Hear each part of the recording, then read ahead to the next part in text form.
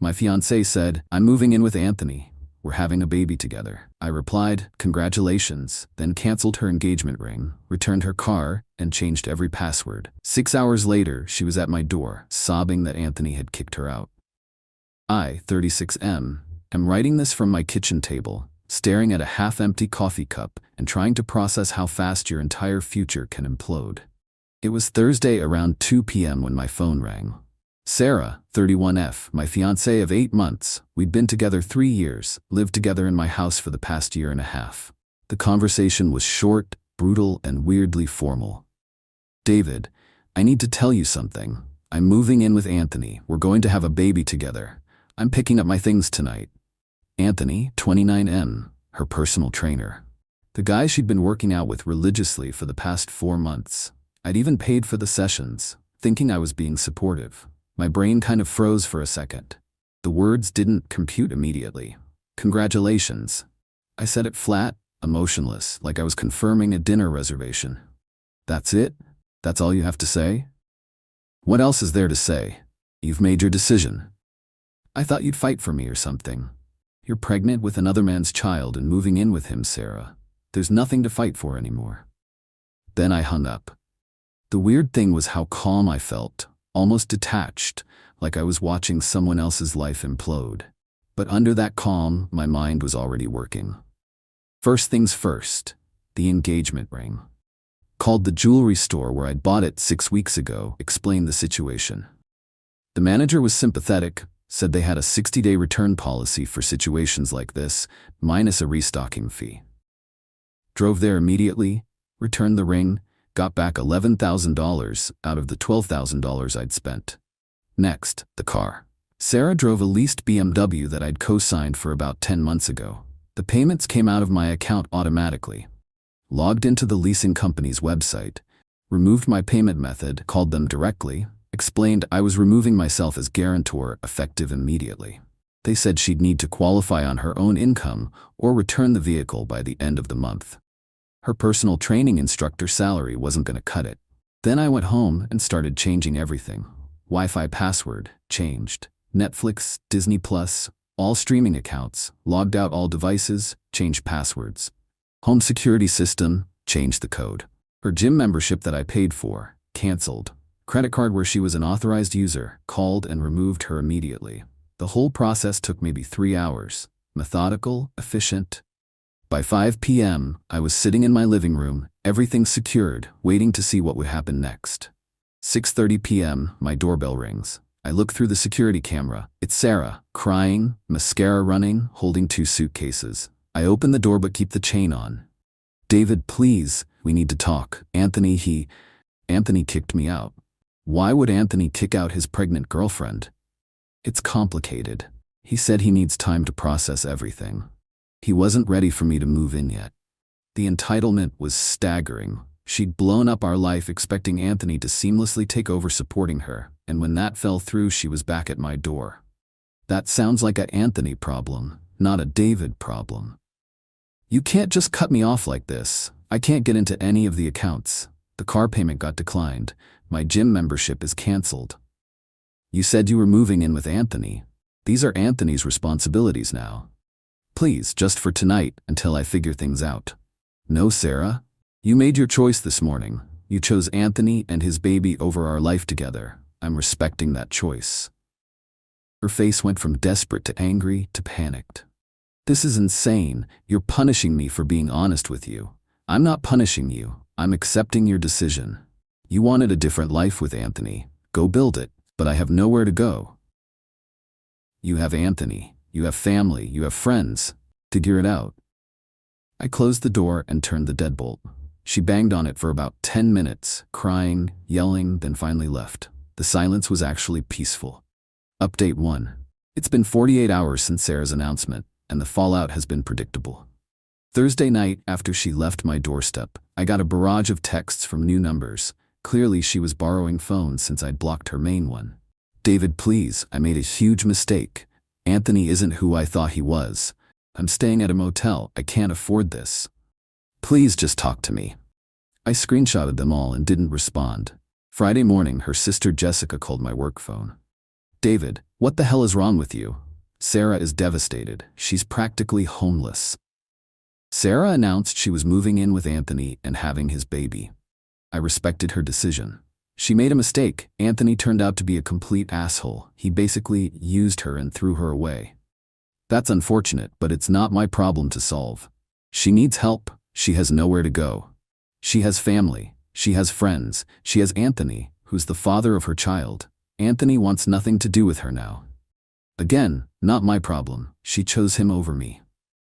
You're being cruel. I'm being realistic. She ended our relationship to be with someone else. I'm not a backup plan. Hung up, blocked that number too. Friday afternoon, Sarah's mom called. That was fun. David, I'm ashamed of you. Sarah's pregnant and you threw her out like garbage.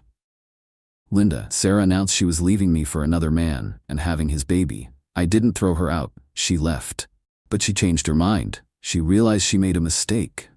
She realized Anthony wasn't going to support her like I did. That's not changing her mind. That's facing consequences. She needs stability right now. She's carrying a child. Anthony's responsibility. You're heartless. I'm practical. Your daughter chose someone else. I'm respecting that choice. The best part? I found out through a mutual friend that Anthony didn't just kick Sarah out. He's apparently married. Has been the whole time. His wife found out about the affair and the pregnancy, and Anthony immediately cut all contact with Sarah to save his marriage. So Sarah didn't just lose her fiancé and her comfortable life with me. She lost her affair partner too. And she's pregnant with a married man's baby who wants nothing to do with her. The hits keep coming. Got a call from the BMW dealership today. Sarah apparently went there trying to explain the situation, hoping they'd work with her. They told her exactly what I already knew.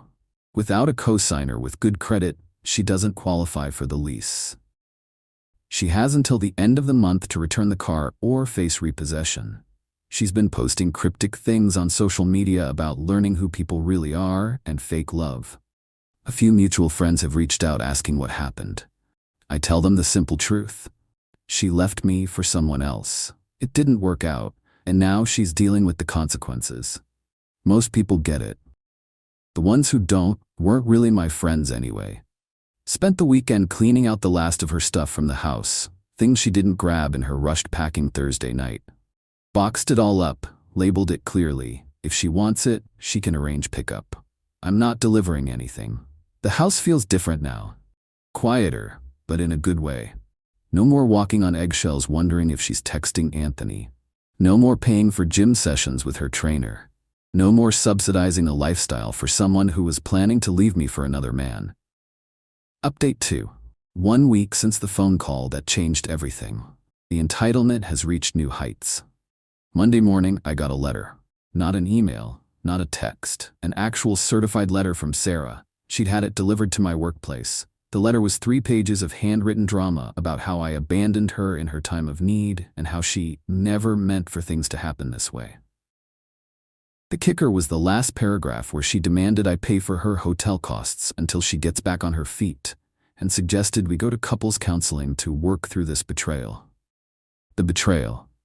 She cheated on me, got pregnant by another man, announced she was leaving me for him, and I betrayed her by not funding her life afterward.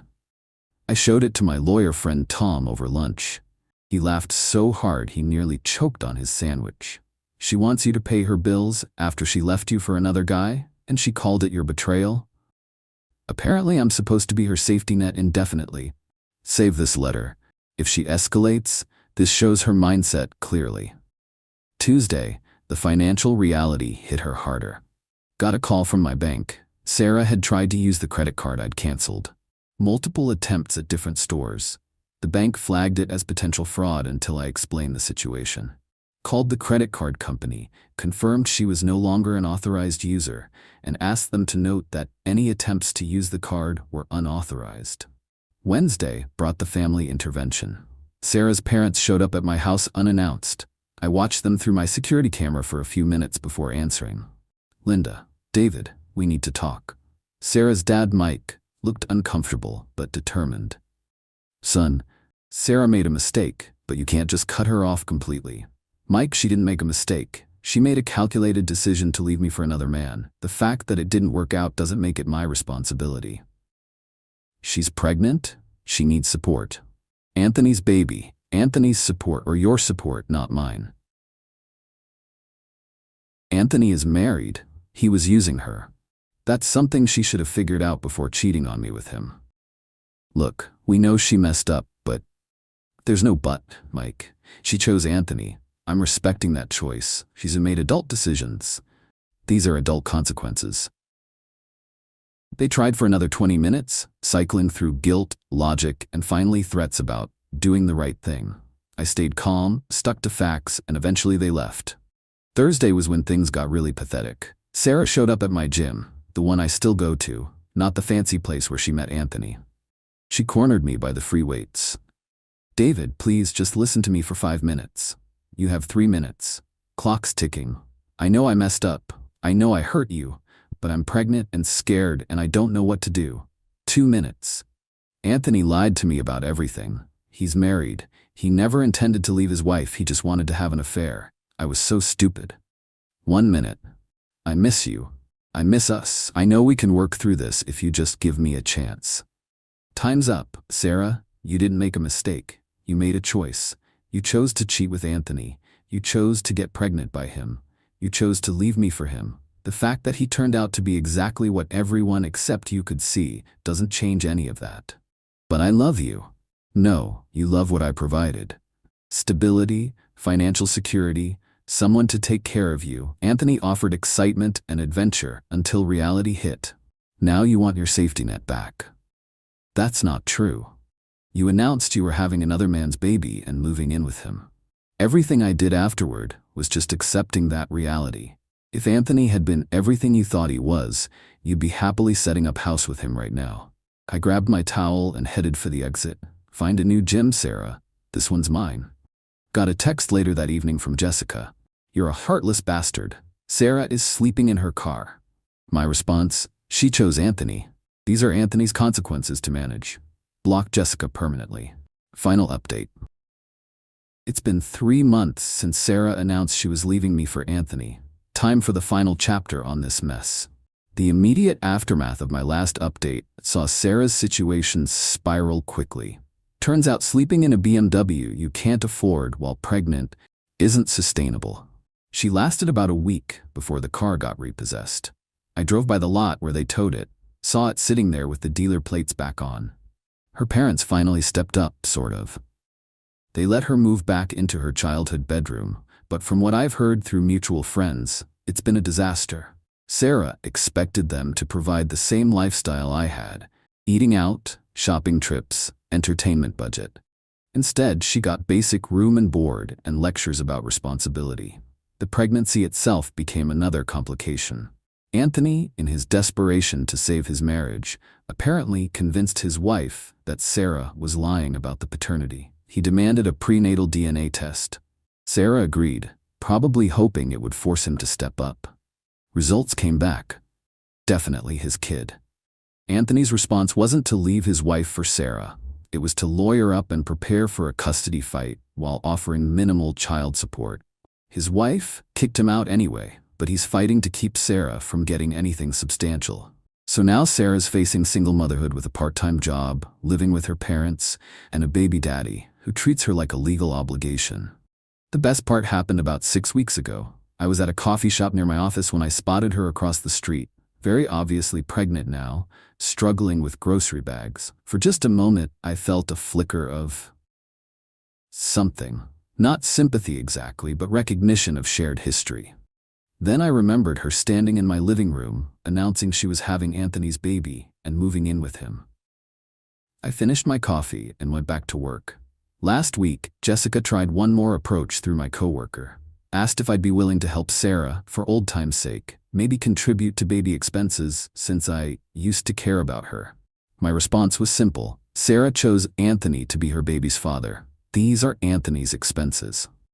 The entitlement never stops. Even now, facing the full consequences of her choices, she and her family still think I should clean up the mess she made. As for me, life is good, really good. The house is mine again. My finances are mine again. I don't have to wonder who my partner is texting or worry about funding someone else's affair. Started dating someone new last month. Michelle, a 33-year-old architect I met through friends. She's smart, independent, pays her own bills, and has never mentioned needing a personal trainer. It's refreshing to be with someone who doesn't see me as a financial plan. The revenge wasn't elaborate or dramatic.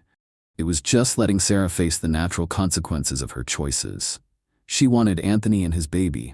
She got Anthony and his baby, along with everything that came with it. A married man who used her, a custody battle, single motherhood, and the collapse of the comfortable life she threw away. She gambled our relationship on Anthony being her upgrade. She lost that bet, and the house always wins.